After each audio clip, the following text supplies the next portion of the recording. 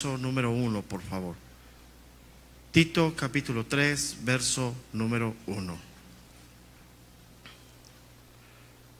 Recuérdales que se sujeten a los gobernantes y autoridades, que obedezcan, que estén dispuestos a toda buena obra, que a nadie difamen, que no sean pendencieros, sino amables, mostrando toda mansedumbre para con todos los hombres. Porque nosotros también éramos en otro tiempo insensatos, rebeldes, extraviados, esclavos de concupiscencias y deleites diversos, viviendo en malicia y envidia, aborrecibles y aborreciéndonos unos a otros.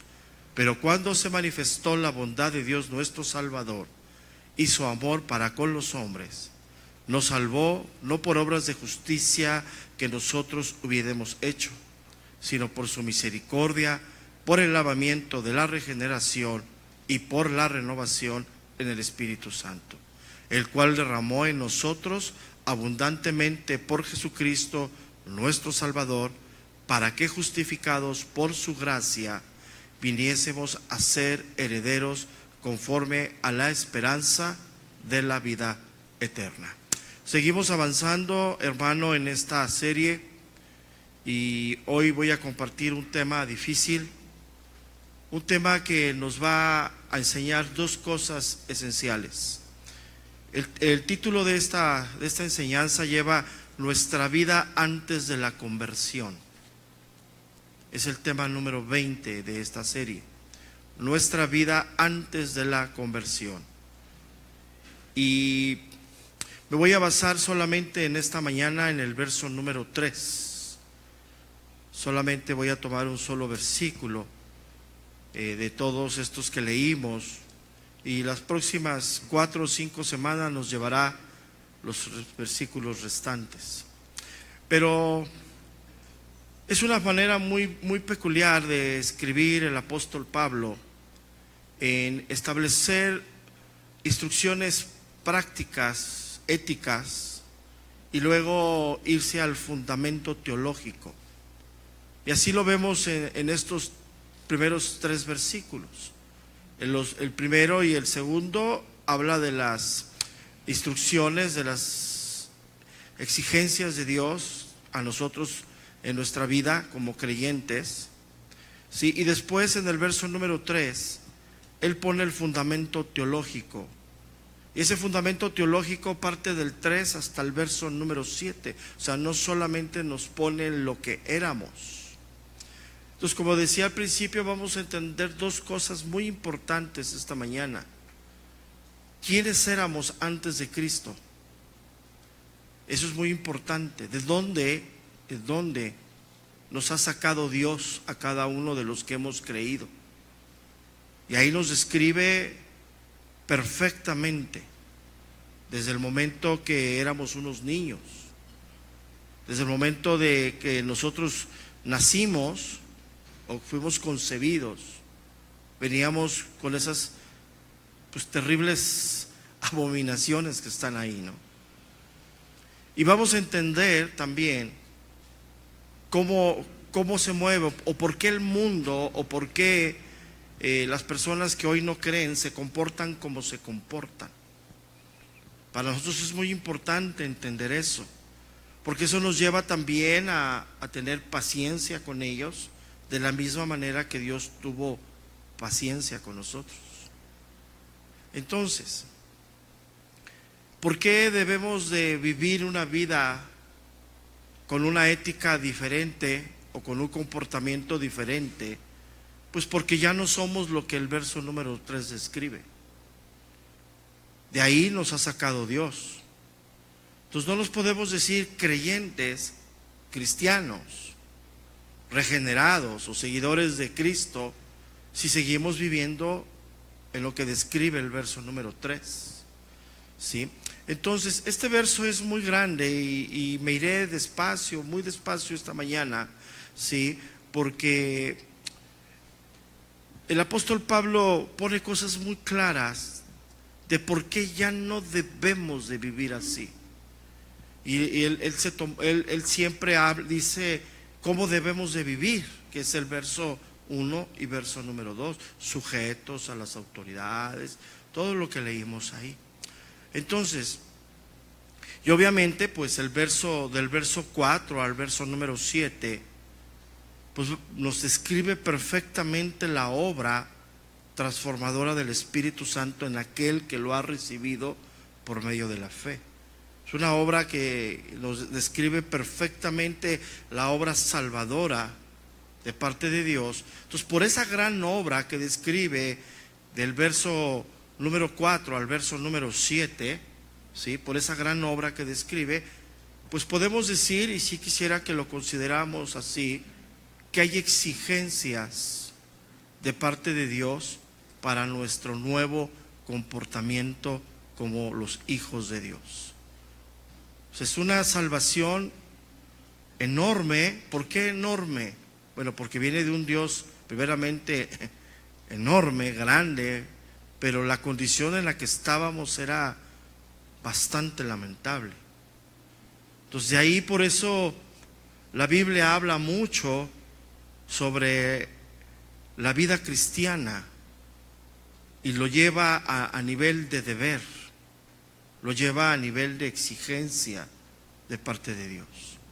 Entonces, eso sí quisiera que hoy fueran esas cosas que quedaran bien fundamentadas hoy en nuestro corazón, porque Dios no nos pide una exigencia, o Dios no nos pide un deber, sino darnos la ayuda y las herramientas necesarias para llegar a ese nivel, que es todo lo que veremos con mucho detenimiento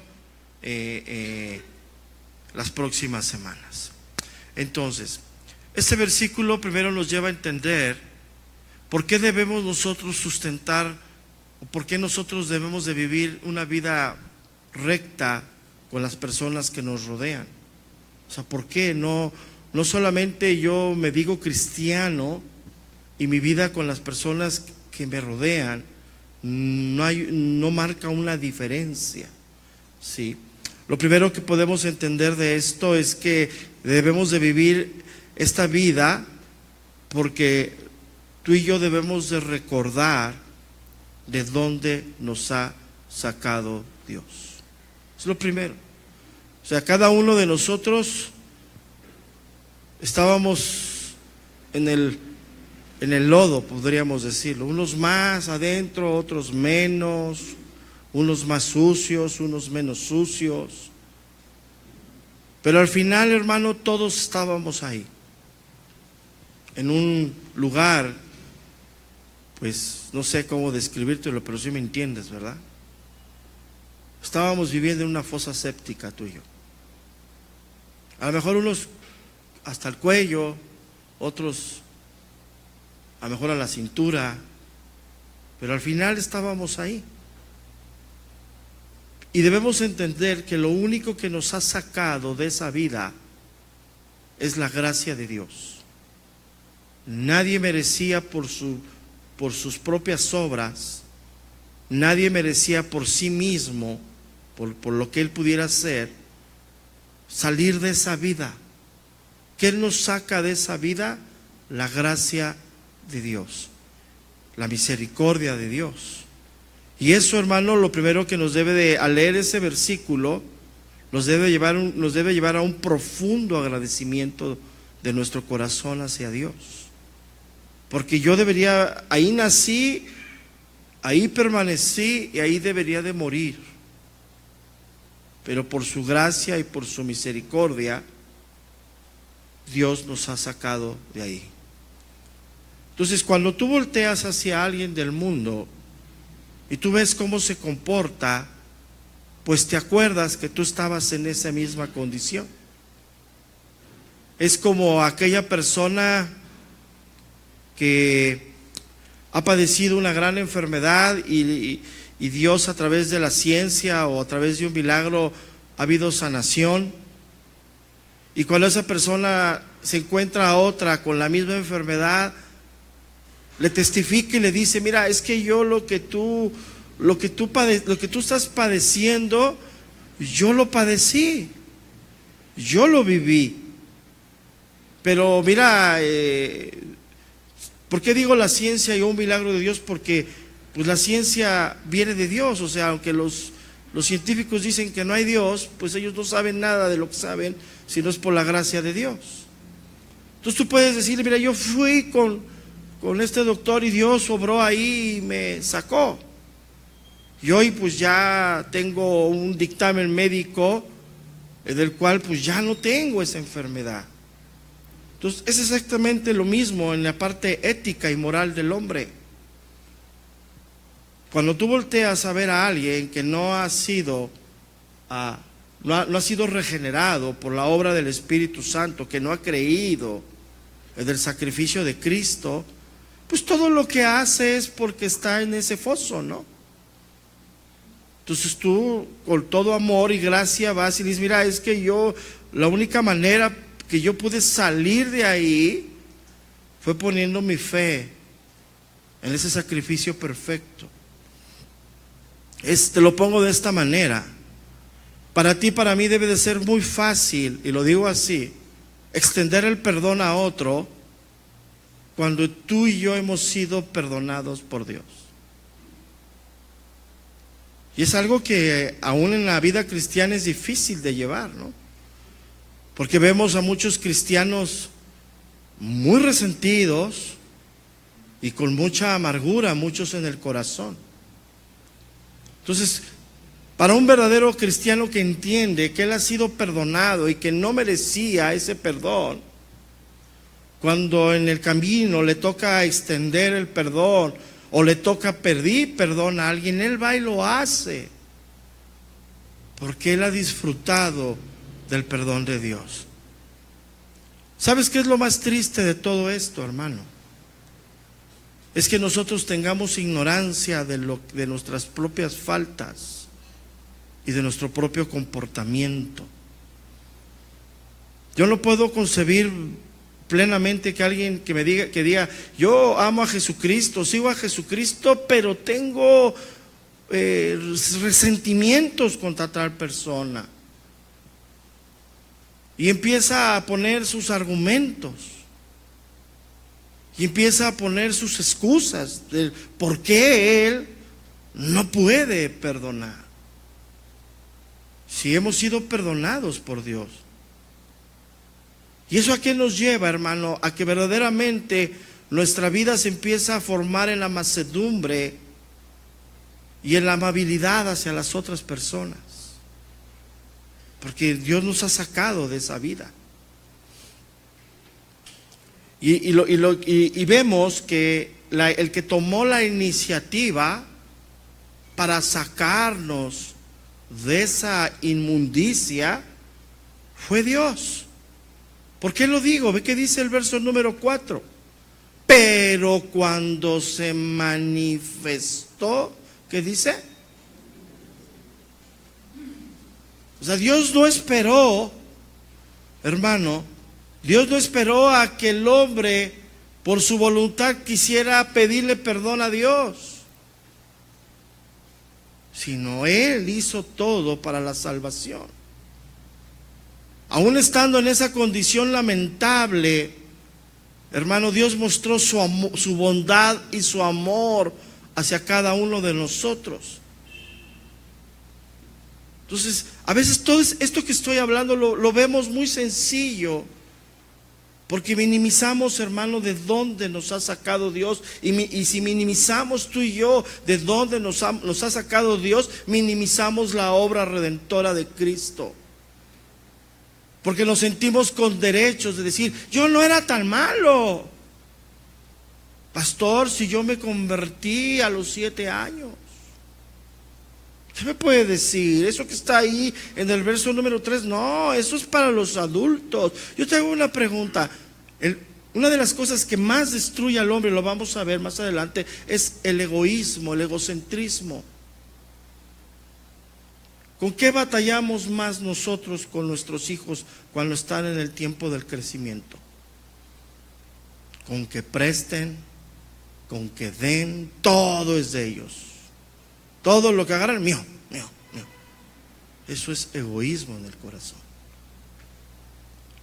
Entonces, Si yo realmente volteo a ese gran milagro de la salvación, pero cuando se manifestó, dice, la bondad de Dios, nuestro Salvador, me doy cuenta verdaderamente que ese Dios 3 veces santo, que dice la Biblia que Él es, Él tenía todas las razones para fulminarnos totalmente, desaparecernos. Pero Él tuvo paciencia, benignidad, amor hacia nosotros. ¿Cuántos dicen amén por eso? Yo te hago esta pregunta. Si Dios tuvo contigo paciencia, benignidad, amor para salvarte, yo te hago esta pregunta. ¿Tú no lo puedes otorgar a otras personas? ¿No podemos ver a las personas así? Con paciencia, con benignidad, con amor. Si eso fuera verdad, ¿cómo estarían hoy las relaciones dentro del cuerpo de Cristo? ¿Cómo estarían hoy las relaciones entre hermanos en la fe? No nos agarraríamos a bibliazos ni a leñazos como si agarráramos parte de la cruz y órale, danos, ¿no? ¿Sabes por qué? Porque no entendemos de dónde Dios nos ha sacado. Y no podemos tener paciencia, ni benignidad, ni amor con los demás. Él lo tuvo para llevarnos a la salvación. Y el tercer punto de esta porción que leímos es lo más impresionante: la obra transformadora del Espíritu Santo en cada uno de los que hemos creído, a partir del versículo 4, 5, 6 y 7. Es una obra impresionante. Entonces, hasta aquí, hermano, escúchame bien, y si quisiera que lo meditaras y si pudieras lo anotaras. Bíblicamente hay 2 estilos de vida: del no creyente y del creyente. Y yo te hago una pregunta esta mañana: ¿a cuál estilo de vida perteneces el día de hoy? No basta con venir a la iglesia, no basta con servir, no basta con cargar tu Biblia, es más, no basta ni siquiera que prediques de Cristo. ¿Qué estilo de vida llevas el día de hoy? Un estilo de vida que se amolda a una persona no regenerada, una persona que no perdona, una persona que se revela a toda autoridad establecida por Dios, una persona que no puede amar. ¿O tu vida refleja a una persona regenerada por el gran poder del Espíritu Santo que Dios nos ha dado cuando Él fue llevado a las alturas? Él lo dijo: recibiréis poder. ¿Qué estilo de vida hoy llevamos? Es una gran reflexión, porque el poder transformador del Espíritu Santo es impresionante. Vamos a tomar muchas semanas en ver ese poder. En una semana vamos a ver la mitad de un versículo, porque es enorme, hermano. Pero hoy, ¿a qué se limita el cristianismo del siglo XXI? A pertenecer a una denominación, a venir el domingo, a estar aquí, pero saliendo de aquí a un lugar a donde otros creyentes no alcanzan a ver una vida totalmente en contra de la voluntad de Dios. Entonces yo te hago esta reflexión y lo abro a todos los que nos oyen. ¿A qué estilo de vida hoy pertenecemos? ¿A una persona no regenerada? ¿A una persona regenerada? Yo sé que nos falta mucho a ti y a mí, que estamos en la parte del poder, de la parte donde el Espíritu Santo está obrando en la vida de cada uno de nosotros, los que hemos creído. Pero tiene que haber evidencias de esa verdadera conversión. Porque como lo dije de hace algunas semanas, no solamente nos sacó de la esclavitud del pecado, sino nos saca la libertad y nos está limpiando. O sea, no nos sacó solamente de la fosa séptica, sino hoy Dios nos está lavando nuestra mente y nuestro corazón. Ve lo que dice Efesios capítulo 2, verso número 10, por favor. Efesios 2, verso número 10.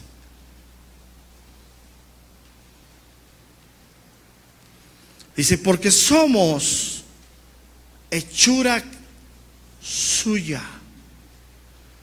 creados en Cristo Jesús. ¿Para qué, hermano?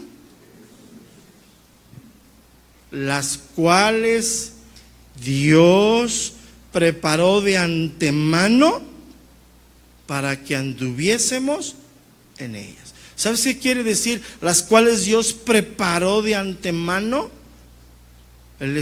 Esa transformación de la nueva vida cristiana es todo lo que hemos visto las últimas semanas en relación a la carta de Tito. Todo el comportamiento de la vida cristiana que Dios preparó de antemano. Porque Dios nos los sacó de la fosa séptica, nos lava y luego dice, ¿qué haremos con ellos? Hay un plan perfecto de parte de Dios. Entonces hay dos clases de vida, hermano. La del no creyente, que difama, que es pendenciero, arrogante, o la del creyente, que está siguiendo los pasos de su maestro. ¿A cuál de ellas pertenecemos? Entonces es muy importante, hermano, que tú y yo entendamos la condición miserable en la que vivíamos antes de la conversión. Que la entendamos claramente, porque insisto, eso nos va a cambiar el trato hacia las demás personas. Porque sabemos que las personas que no han sido regeneradas están exactamente en la misma condición que estábamos tú y yo. Mira, una de las cosas que hoy se ha olvidado y es lamentable es la evangelización. ¿Sabes qué es la evidencia de olvidarnos del estilo de vida? Porque yo sé que tú amas a muchas personas, pero ¿por qué no les compartes el regalo más grande que has recibido? Y lamentablemente te voy a decir por qué está detenida la iglesia en la evangelización, porque nuestro testimonio ha estorbado a esas personas. Nos hemos diluido conforme al mundo. Y les hemos hablado y les hemos agarrado bibliazos de un Dios al cual no vivimos. Y hoy está detenido, hermano, totalmente. Porque si esto lo entendiéramos, tu evangelización sería algo urgente en tu vida, porque sabes que esa persona, si muere estando en su vida en el foso, ahí se quedará toda la eternidad. Pero hoy, sin embargo, está olvidado. Y el que nos salvó por pura gracia, hermano. No merecíamos absolutamente nada. Nada merecíamos.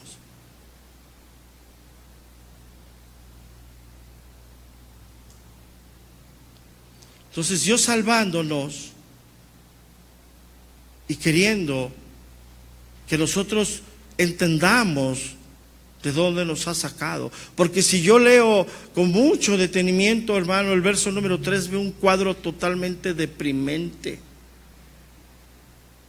Pero nosotros también, dice, en otro tiempo éramos necios. Ahorita vamos a explicar cada una de ellas. Desobedientes, extraviados, esclavos de deleites diversos, de deleites y placeres diversos, viviendo en malicia y envidia, aborrecibles, y odiándonos, dice, unos a otros. Mira, y cuando leemos eso, inmediatamente luego pensamos en el vecino, en el primo, en el tío. Yo te quiero decir, cuando leas eso, hermano, te estás describiendo perfectamente, o nos estamos describiendo perfectamente lo que éramos. Así como, ¿cuántos se han visto en un espejo? Ahí está, el espejo del corazón. Entonces cuando dices, ¿qué era yo, Señor? Pero hay muchas excusas en esto. Porque dicen, no, yo no era tanto, pastor, no exagere. Yo no era así, yo nunca le hice mal a nadie. Yo a mí era bien, buena persona. Bueno, si tú piensas así, me gustaría preguntarle a tu esposa o a tus hijos. Me gustaría preguntarle a tu esposo o a tus hijos o a tus hermanos si verdaderamente lo que tú pensabas que eras era lo que eras. Porque es lo que nosotros hacemos, siempre minimizar, hermano, lo que éramos, y nos sentimos, llegamos a sentir como si fuéramos merecedores de esa gran salvación. Y cuando leemos eso, pues la gente normalmente reacciona muy horrorizada de lo que estamos diciendo. Cuando tú dices, es que, mira, la Biblia describe al hombre así, la gente se espanta y dice, no, ¿cómo crees? Pero tú y yo sabemos que la Biblia habla claramente de lo que es el hombre sin Dios. Efesios capítulo 4, verso número 17. Efesios 4, verso número 17.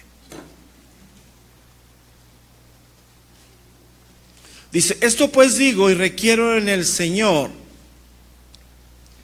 que ya no andéis como los otros gentiles, que andaban en la vanidad de su mente, teniendo el entendimiento entenebrecido, ajenos de la vida de Dios por la ignorancia que hay en ellos. Escucha bien, por la dureza de su corazón, los cuales después de que perdieron toda sensibilidad, se entregaron a la lascivia para cometer con avidez toda clase de impureza. Verso número 20. Mas vosotros no habéis aprendido así a Cristo, si en verdad la habéis oído y habéis sido por Él enseñados conforme a la verdad que está en Jesús. En cuanto a la pasada manera de vivir, dice el apóstol Pablo, despojaos del viejo hombre que está viciado conforme a los deseos engañosos, y renovaos en el espíritu de vuestra mente, y vestidos del nuevo hombre, creado según Dios en la justicia y santidad, que dice, de la verdad. Aquí el apóstol Pablo pone 3 ejes que es el pilar de la vida de un creyente: justicia, santidad y la verdad de Dios. Entonces, a un cristiano, cuando habla de la condición del hombre, que es lo que tenemos que hablar y evidenciar, fíjate, desde la historia de los apóstoles se ha caracterizado a los cristianos como aborrecedores de los hombres. Dice, no, es que el cristiano habla bien mal de los hombres, pero la Biblia es lo que describe. Y a través de la historia, así se consideraba a los apóstoles aborrecedores de los hombres. Entonces quiero decirte, hermano, que lo que leemos en Tito y lo que acabamos de leer en Efesios, Dios no está exagerando. Esa es la verdadera condición del hombre sin Dios. Ahora, tampoco te quiero decir que Dios está insultando la vida del hombre. Dios está haciendo un análisis serio y claro de la vida del hombre, tal como es el hombre. Entonces, ¿Qué tenemos que hacer tú y yo cuando vemos hacia las demás personas y les tenemos que mostrar su condición? Hablarles, hermano, plenamente de la condición en la que están. Porque si no les hablamos plenamente de la condición, eso no quiere decir que no lo hagamos con amor, con mansedumbre. ¿Sí me entiendes el equilibrio, verdad? Pero tenemos que plantearles plenamente en la condición en la que están, para que puedan entender que hay una salvación y un Salvador. Porque si no les mostramos plenamente la condición en la que están, en donde tú y yo estábamos, ¿cómo le vamos a decir que hay un Salvador y una salvación? ¿De qué o de quién? Si no soy tan malo. Entonces, obviamente, pues no todos, como lo dije al principio, de los hombres, pues están en condiciones similares. Hacía yo el ejemplo, si estábamos todos metidos en una fosa séptica, había quien estaba a las rodillas, otro a la cintura, otro a los hombros, otro ya ni se veía, estaba totalmente tapado, ¿no? Pero al final todos estábamos ahí. Entonces la imagen, hermano, del no creyente es deprimente. Y nosotros tenemos que aprender lo que el Señor nos enseñó, de amar a nuestros enemigos, hermano, para poderles compartir plenamente el Evangelio. Porque mucha de la gente del mundo se vuelve nuestro enemigo y hacen cosas impresionantes y todo lo que piensan hacen porque es su condición. Y qué difícil nos cuesta a ti y a mí amar a una persona que nos hace tanto daño, ¿no? Pero el ejemplo de amor, ¿de quién lo tenemos? De Jesucristo. Pero ese amor no nos debe llevar a cegarnos de la condición en la que ellos están y poderles hablar plenamente. Entonces, hermano, yo te lo voy a decir de esta manera. Cuando yo leo el verso número 3, yo veo claramente que Dios me estaba describiendo lo que yo era. Plenamente, ese era yo antes de la conversión. Ahí estaba plenamente.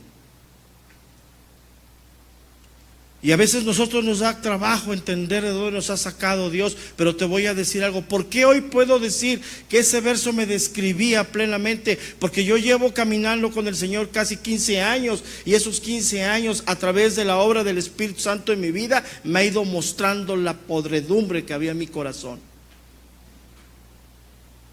Él ha hecho esa labor, ha sacado trapos así de inmundicia, cosas que ni yo recordaba en la mente natural. Él llegó un momento y me empezó a poner cosas en mi camino que yo había hecho. Y muchas de ellas, hermano, había vivido justificándome. Y vino el Espíritu Santo y me dijo: no, tú eras. Y esa es la obra grande del Espíritu Santo en nosotros. Y hoy cuando volteo a ver a personas que están en esa condición, Señor, ¿cómo no mostrar paciencia, amor, benignidad hacia ellos si tú la tuviste conmigo, Señor? Tú no me fulminaste, Señor. Tú me perdonaste. Entonces es necesario, hermano, escúchame bien, verdaderamente ver nuestra miseria en la que vivíamos para que podamos ver la verdadera gloria de Dios en nuestra vida. Y a veces no consideramos eso, hermano, porque eso nos lleva a tener paciencia con las personas. Cuando alguien te rechaza el mensaje del Evangelio, ¿qué haces? ¿Desistes de visitarlo? ¿Desistes de seguir hablando con él, tratando con él? ¿O persistes sabiendo que lo único que lo va a sacar de esa vida es el poder de la palabra de Dios? Pero hoy desistimos fácilmente. Ahora leamos con detenimiento lo que dice el verso número 3. Y ve lo que dice. ¿Y quién está escribiendo esta carta? El apóstol Pablo. ¿Quién era el apóstol Pablo? Hebreo de hebreos, fariseo de fariseo. Dice: en cuanto a la ley, no había nada que me dijeran. Pero ve lo que dice ahí. Pero nosotros. Ese nosotros se incluye él, se incluye Tito y nos incluimos tú y yo. Si había alguna duda, hermano, de lo que éramos, ahí nos incluye plenamente. Pablo está diciendo: yo era esclavo de deleites diversos, de placeres, vivía en malicia y envidia, era aborrecible. ¿Quién era el apóstol Pablo? Pero ¿sabes qué? Hoy nosotros colocamos una fachada de santidad queriendo encubrir lo que verdaderamente somos. La fachada de yo soy tan malo. Mira, ante el mundo parecemos muy buenos. Así vive el hombre ante el mundo, muy bueno, pero por dentro es toda esa podredumbre en el corazón, en los pensamientos, en los deseos. Efesios capítulo 2, verso número 3, por favor.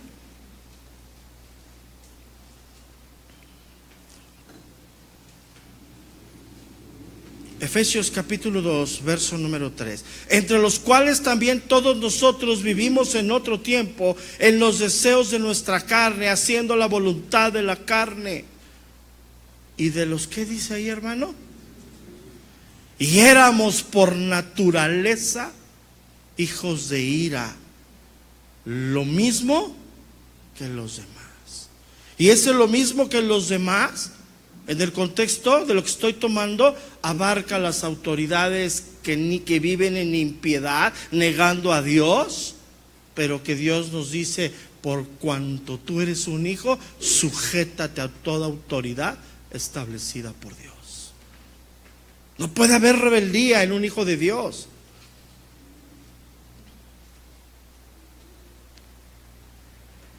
Entonces te voy a decir algo, hermano, y quiero que me escuches con atención. De esa vida nos sacó. Hoy estamos siendo transformados por el poder del Espíritu Santo, renovados. Pero si nos soltamos de la mano del Señor, ¿a dónde crees que vamos a regresar?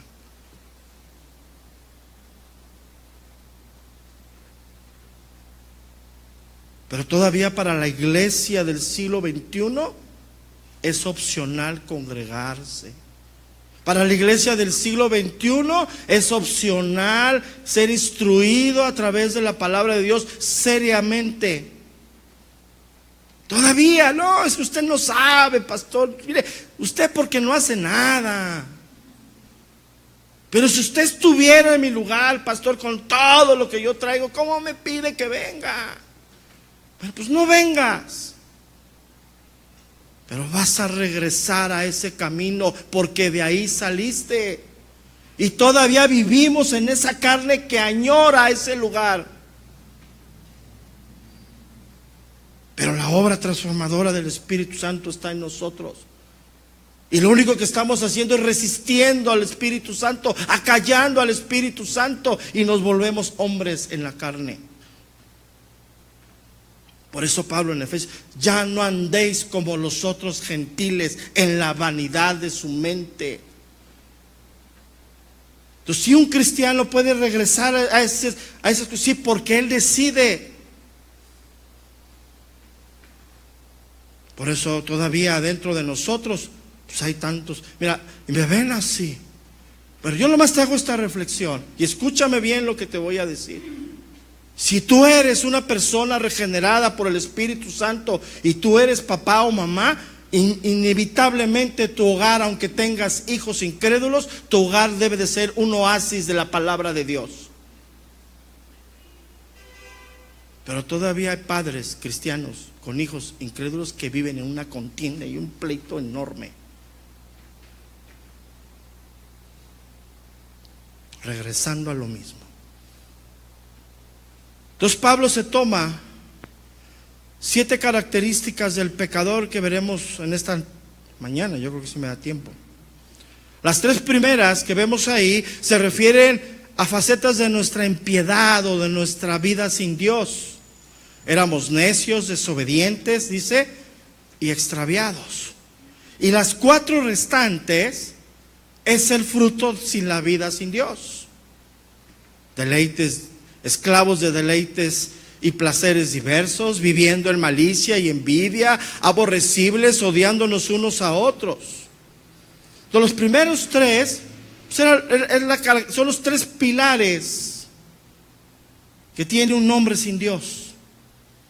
Así como hablé en Efesios de los tres pilares del hombre con Dios.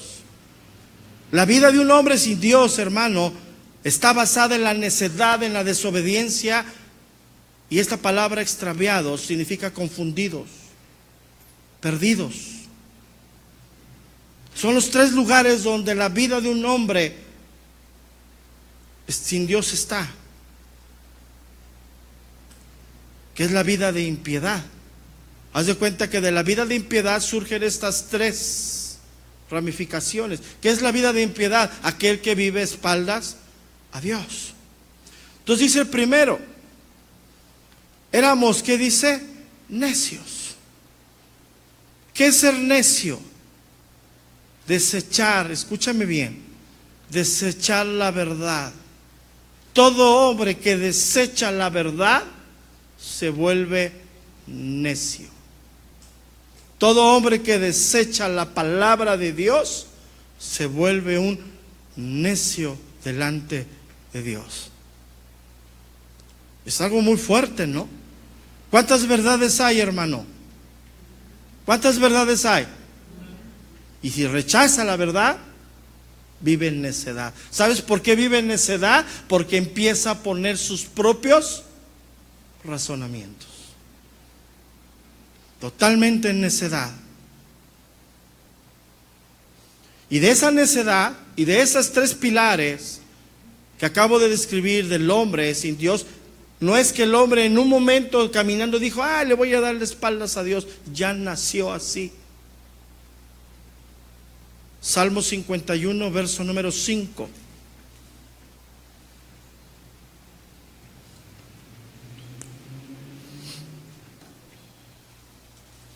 Salmo 51, verso número 5. He aquí en maldad, dice, he sido formado, y en pecado me concibió. ¿Qué dice? Ay, pero desde el vientre de la madre éramos desobedientes, necios. Sí. Entonces la impiedad es el rechazo de Dios. Es el descatamiento de la palabra, o sea, no aceptar la palabra de Dios. Escúchame bien, y es destronar a Dios del lugar que le corresponde como Señor y como Dios. Entonces, cuando alguien rechaza la verdad y rechaza al portador de la verdad y lo quita del trono que debe de estar en la vida de esa persona, ¿quién crees que ocupa el lugar en ese trono? Si rechaza a alguien a Dios, la verdad de Dios, ¿qué es lo que ocupa ese trono que solamente le pertenece a Dios? Nuestro ego, nuestro yo. Yo, y si sobra un cachito, yo. Eso se llama bíblicamente necedad. Nos volvemos egocéntricos y vivimos solamente para nosotros. Ahora, el hombre tiene necesidad de Dios, que así fuimos creados. Y si el hombre rechaza a Dios y la verdad de Dios, y él se entrona en ese lugar, hay un vacío en él. ¿Y qué hace el hombre para llenar ese vacío? Abraza todo lo que conocemos hoy, como las religiones y todas las corrientes que hoy hay creadas por el hombre, que pretenden ocupar el lugar de Dios. Por eso vemos un montón de religiones, hermano. Un montón de cosas que creen que es Dios. ¿Por qué digo que el hombre tiene necesidad de Dios? Porque fuimos creados a imagen y semejanza de Dios.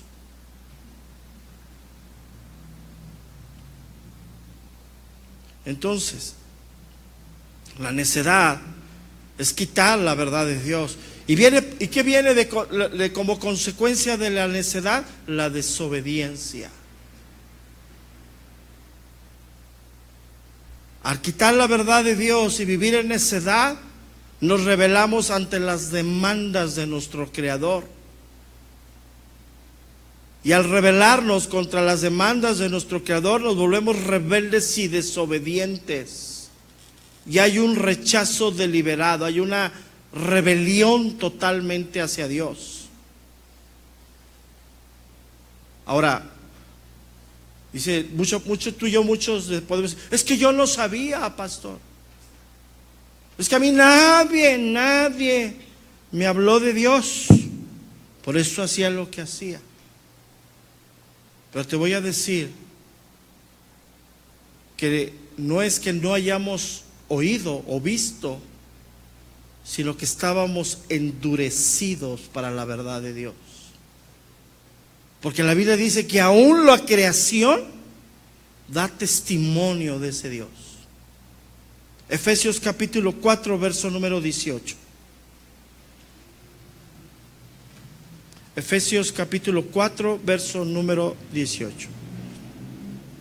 Teniendo el entendimiento entenebrecido, ajenos de la vida de Dios, por la ignorancia que en ellos hay, y aquí está claramente, por la dureza de su, ¿qué dice?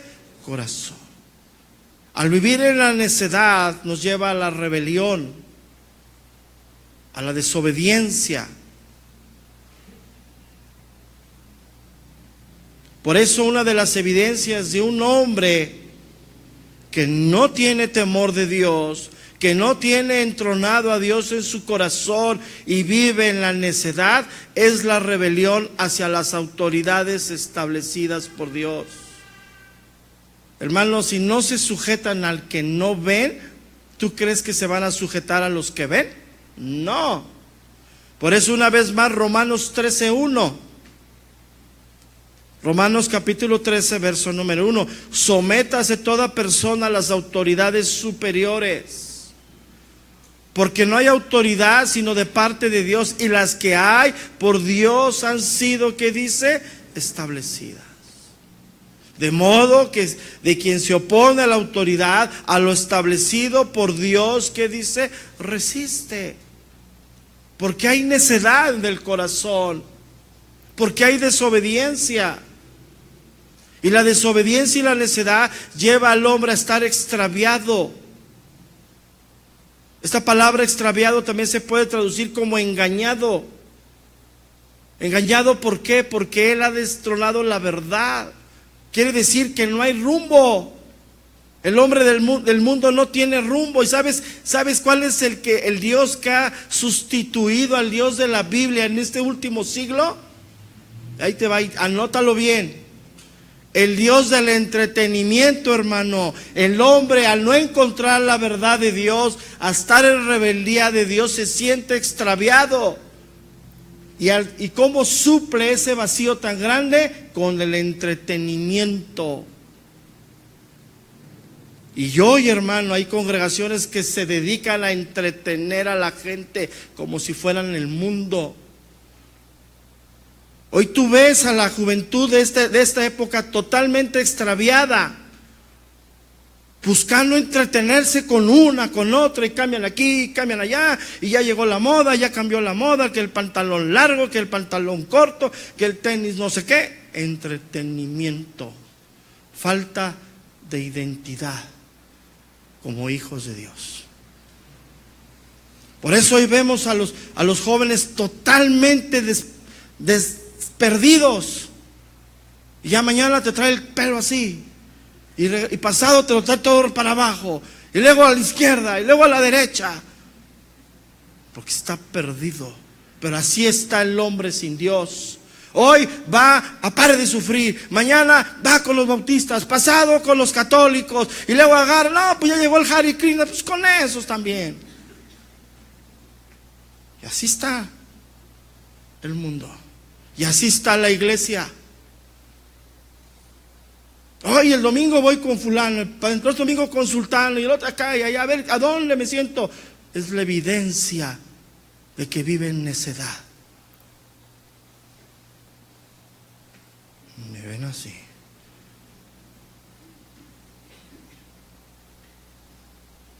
Isaías capítulo 53, verso número 6.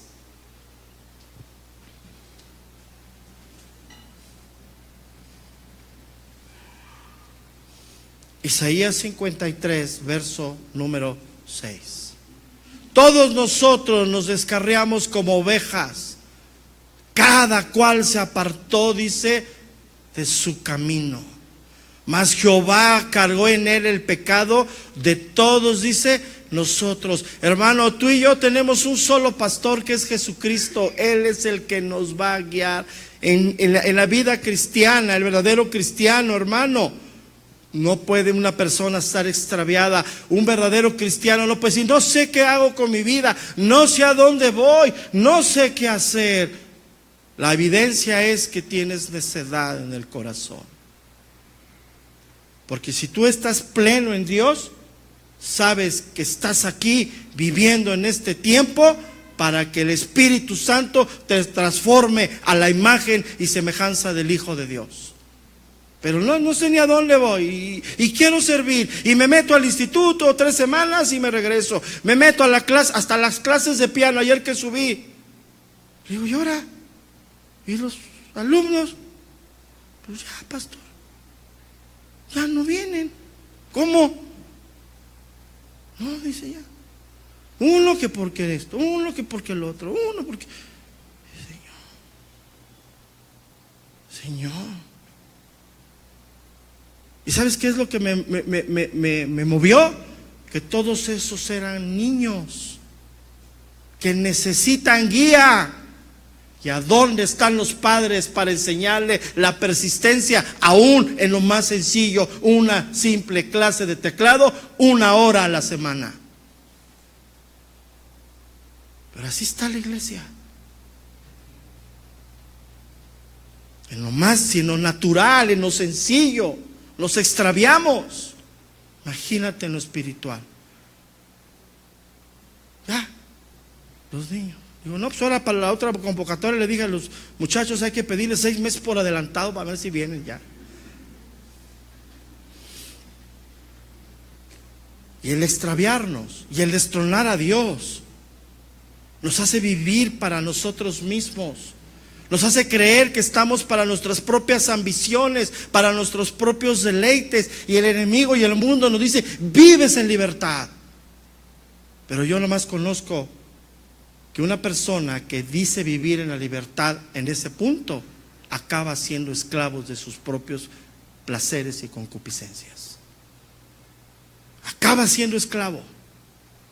Acaba siendo esclavo de donde Dios te sacó. Entonces no podemos estar, hermano, viviendo en rebeldía a las cosas de Dios. No podemos desechar la palabra de Dios porque nos hacemos necios. Y eso nos lleva a extraviarnos completamente. Y el lobo que anda afuera anda merodeando para enrayarte y confundirte. Luego dice más: viviendo en malicia y envidia. La malicia y la envidia es la raíz del egocentrismo. Por esa malicia y envidia, para obtener lo que queremos, no nos importa pisotear a que tengamos que pisotear. Yo lo necesito, yo lo quiero, no me importa. Con permiso, si tengo que atropellarte, atropello, no me importa. Esa es la malicia y la envidia. Pasar por encima de quien sea. Cuando realmente lo único que nos interesa, hermanos, son nuestros propios intereses, nuestros propios deseos y nuestros propios apetitos. No me importa que si alguien, mira, y eso es bien tremendo, hermano, y ahí nos saca Dios de esa vida. Cuando nosotros como padres estábamos tan afanados en el trabajo, en nuestra profesión, en nuestros logros profesionales, y la familia, pues, para eso está mi esposa. Hay que los cuide ella. Me ayuda idónea. Y vas viendo a tus hijos crecer en la foto nada más. Yo te lo digo porque así vivía. Porque cuando tú trabajas en el mundo con despropósito, sin ser guiado por Dios, no te llenas de la concupiscencia tuya, de tu avaricia. Tienes 10, quieres 20, tienes 20, quieres 30, tienes 30, y te vas, y te vas, y te vas, y te vas. Y cuando volteas la cara tienes 100, pero no tienes nada. Porque no hay rumbo. Toda persona, hermano, que vive para sí, acaba siendo una persona maliciosa. Nada más para mí. Yo lo mío, no me importa. Y te voy a decir algo, hermano. La envidia y la maldad son sinónimos de odio. Ay, pastor, pero yo no odio a mis hijos. Pregúntale a tu hijo qué siente de ti cuando no te ven toda la semana. Pregúntale. Pregúntale. ¿Y sabes qué? Hoy hemos como padres cambiado el amor por el entretenimiento. Hoy ves a niños con iPad, órale, píquele a hijo. Ahí busque lo que es un papá, que el iPad le muestre. Aborrecibles. Ay, hermano, ¿cómo te digo esto? Bueno, pues va. Esta palabra aborrecible es una palabra que utilizan los traductores muy suave, para no, pues ahí causar realmente. Podríamos traducir esta palabra del griego como odioso, asqueroso, repugnante, repulsivo.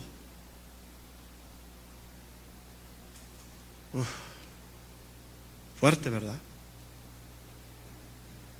Asqueroso. El mundo vive así. Dice, yo no me acerco a él porque está asqueroso. Y él dice lo mismo, yo no me acerco a este porque este apesta. A eso nos lleva la malicia, a ser aborrecibles. Es triste ver eso, ¿no? Cuando Dios nos creó al hombre para que sea el reflejo de la gloria de Dios. Todo hombre fue creado a imagen y semejanza de Dios. Sí, todo, hasta el más que tú te imagines. Pero sin embargo, el egoísmo, el egocentrismo nos ha convertido en seres repugnantes. Mira lo que dice Romanos capítulo 3, verso número 10.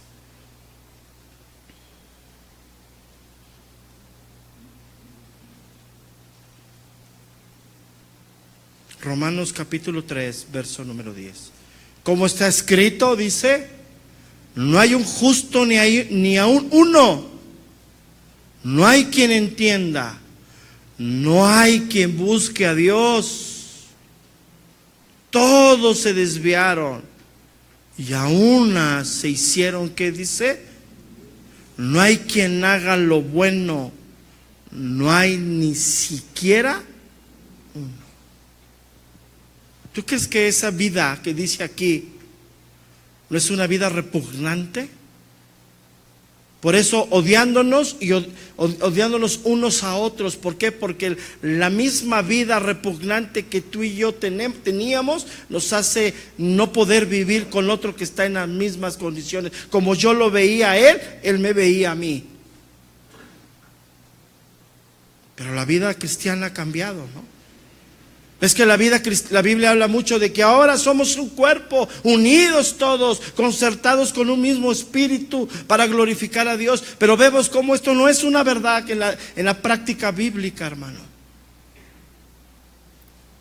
Para muchos el puro hecho que no te congregues donde ellos están, ya eres repugnante. Ya no. No eres nacido, ya te fuiste con el diablo. Es lamentable oír esas expresiones en la iglesia. Créemelo, hermano, es lamentable porque en ese tipo de expresiones no glorificamos al que nos salvó, al que nos sacó de esa vida. No hay tolerancia, no hay amor, pero se llenan la cara de eso. Cuidado, hermano. El odio es algo muy fuerte, hermano, que toma muchas formas en la vida del hombre. Pero al final, el hombre sin Cristo es un hombre que odia. Se odia a sí mismo, odia a Dios y odia a todos los que están cerca de él.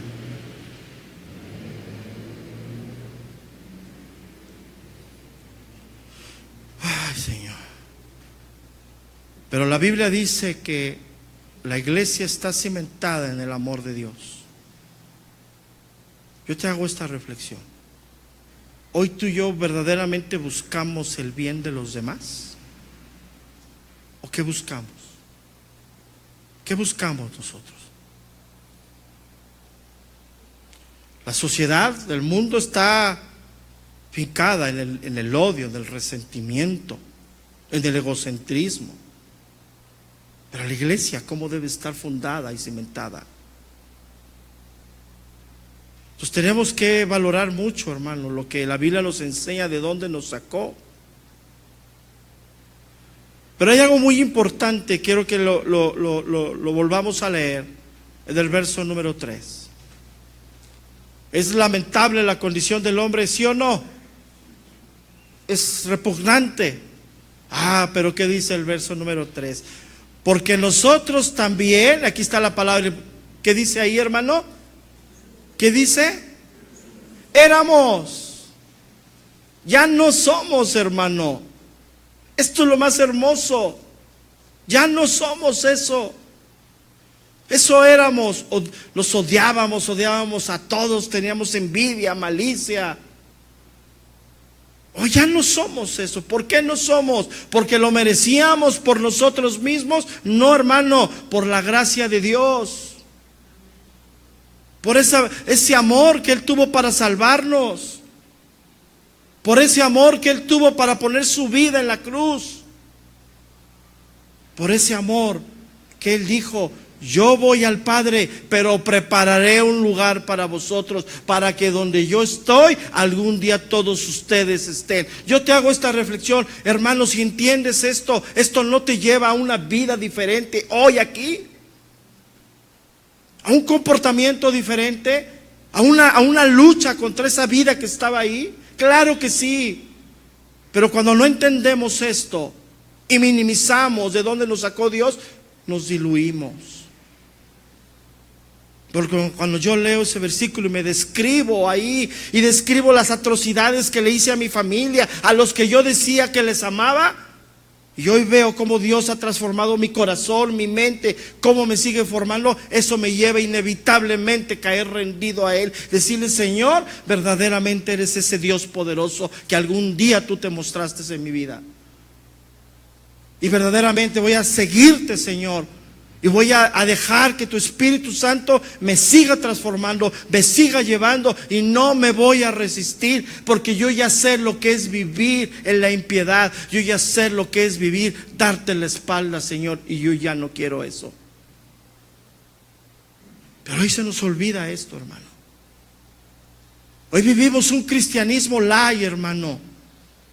Hoy hemos resumido el cristianismo a venir, estar y hacer cosas que supuestamente agradan a Dios. No, hermano, eso son cosas que complementan nuestro estilo de vida. De nada sirve que vengas aquí, de nada sirve, mujer, hombre, que traes a tu familia a este lugar, de nada sirve si no estás siendo transformado por el Espíritu Santo en tu casa, ahí en tu familia. Si antes llegabas, hombre, borracho, y golpeabas a la esposa y al esposo, y antes, mujer, eras rebelde, no te sujetabas a nadie, eso tiene que cambiar. Y no por nosotros, por lo que hemos recibido de parte de Dios. Y ahí nos sacó Dios, a ti y a mí. Y no solamente eso, hoy esto nos prende el celo y el amor a salir a compartirles a otros que viven ahí. Yo te hago nomás esta reflexión. Si Dios te hubiera sanado de un cáncer terminal, ¿cómo estaría tu vida hoy? Alegre, y dice: ay, quiero compartir lo que Dios. Pero a veces se nos olvida lo más grande, que es la salvación. Entonces, hermano, Yo te hago esta reflexión esta mañana. Sí debemos entender claramente de dónde nos sacó.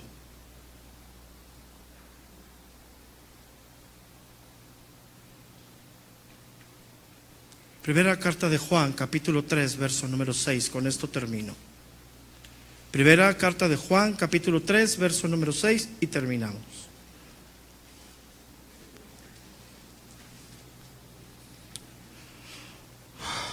Todo aquel que permanece en Él no peca. Todo aquel que peca no le ha visto ni le ha, ¿qué dice? Conocido. Hermano, yo te hago esta pregunta esta mañana y con esto termino. Dios te ha sacado de esa vida que está ahí descrita en el verso número 3, ¿sí o no? Ok, bueno, si Dios te ha sacado de esa vida, hermano, ríndete a Él. No te detengas a lo que Él te pida. Y no estoy hablando de cosas externas, de lo que Él te está pidiendo en tu vida interna, de lo que Él está formándote y ha venido formándote en esa paciencia durante tanto tiempo. Si todavía tienes resentimiento, hermano, hoy es el día que, Señor, no puedo seguir viviendo con este resentimiento. Si hoy tienes todavía contención contra alguien, perdona. No importa lo que te hayan hecho, no importa si aquella persona no ha venido a decirte, oye, perdóname, no importa eso. Pero ya no podemos seguir viviendo así. Dios nos ha sacado de ahí. Y la obra transformadora del Espíritu Santo es algo muy serio en nuestra vida.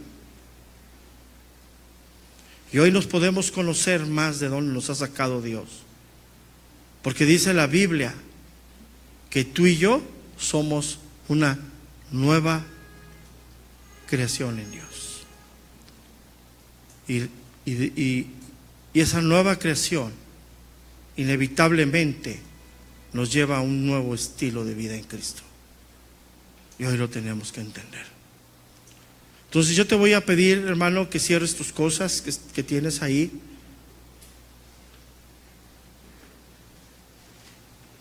Y que si tú tienes en esta mañana, hermano, agradecimiento al Señor por la vida que te sacó. Si tú estás agradecido con Dios, porque nos ha descrito perfectamente lo que éramos, te voy a pedir en esta mañana que hagamos algo diferente. Ponte de pie, hermano, ahí en tu lugar. Y si tienes ese agradecimiento a Dios, levanta tus manos al cielo. Levanta tus manos al cielo como una señal de que hoy nos rendimos a ese Señor que un día tuvo misericordia por ti y por mí y nos sacó. Y que ha empezado algo muy grande en ti y en mí que se llama renovación.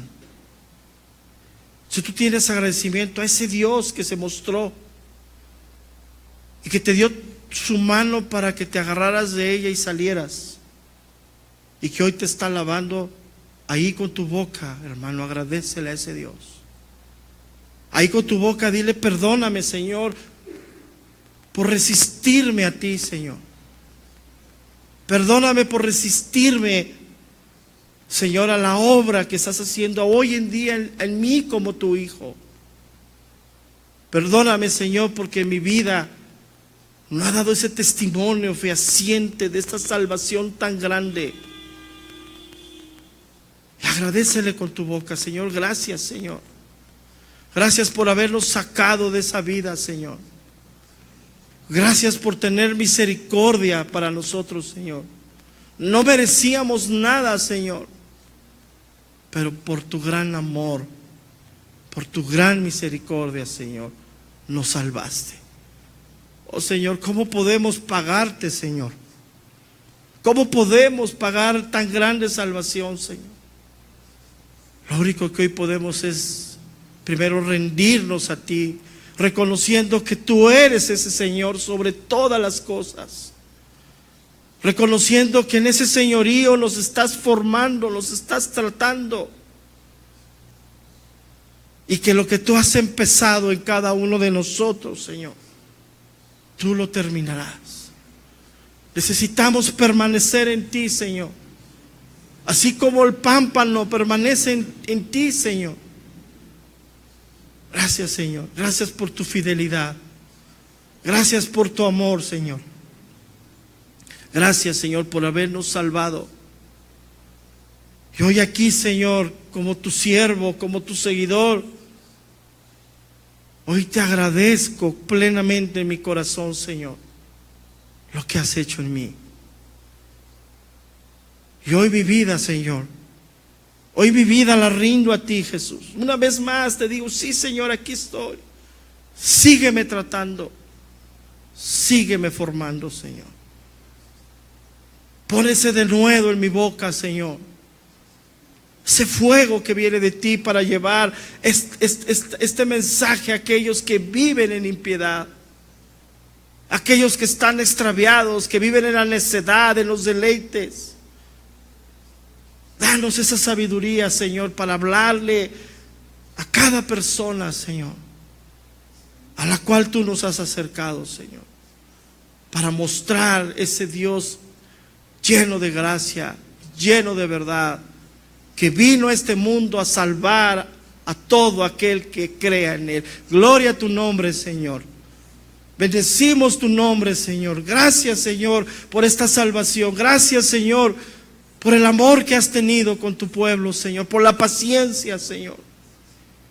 Y hoy te exaltamos, Jesucristo, y reconocemos que tú eres ese Dios único, ese Dios vivo y ese Dios verdadero, al cual damos la gloria, la honra y toda la alabanza. Y decimos amén, y denle ese aplauso a ese Señor grande, al digno de todas las cosas. A Él sea, hermano. Gracias, Señor.